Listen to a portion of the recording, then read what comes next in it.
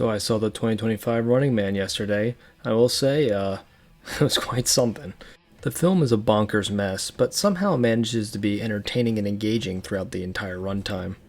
The film looks great and all the actors involved brought their A-game, but you can only do so much to hide a broken plot.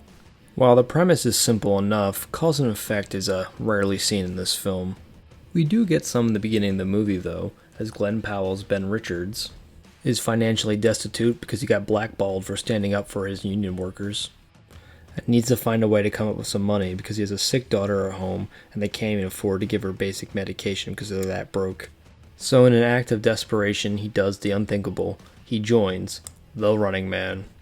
The Running Man in this movie plays out much differently than in the 1987 film. In the 1987 film, it's a game show that happens over the course of one night, whereas in this film, it's a reality TV show that happens over the course of 30 days.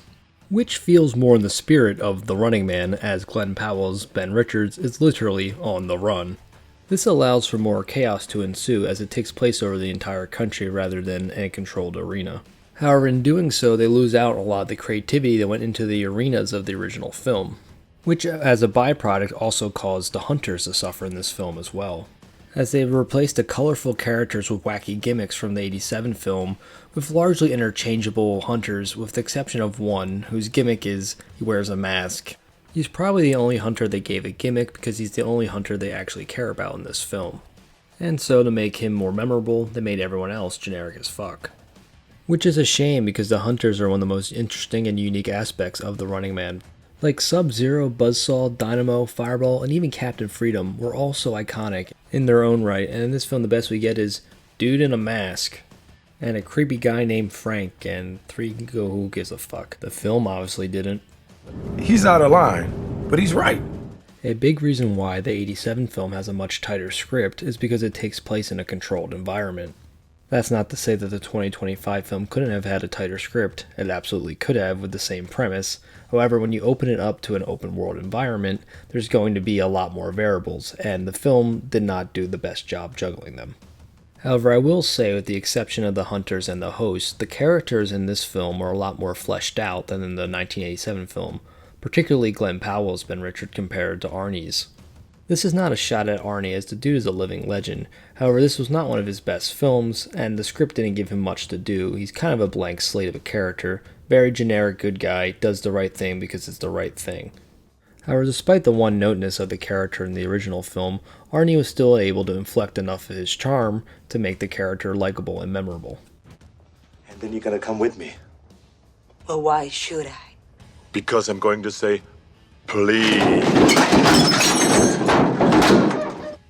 Arnie wasn't totally forgotten about in this film though, as they gave him a fun little cameo, as he appears on the $100 bill. Going back to Edgar Wright's 2025 Running Man. After the initial chain of events, cause and effect takes a back seat in this film, as the plot is essentially, and then this happens, and then this happens, and then this happens, and this happens, and then, and so on and so on. You get the idea.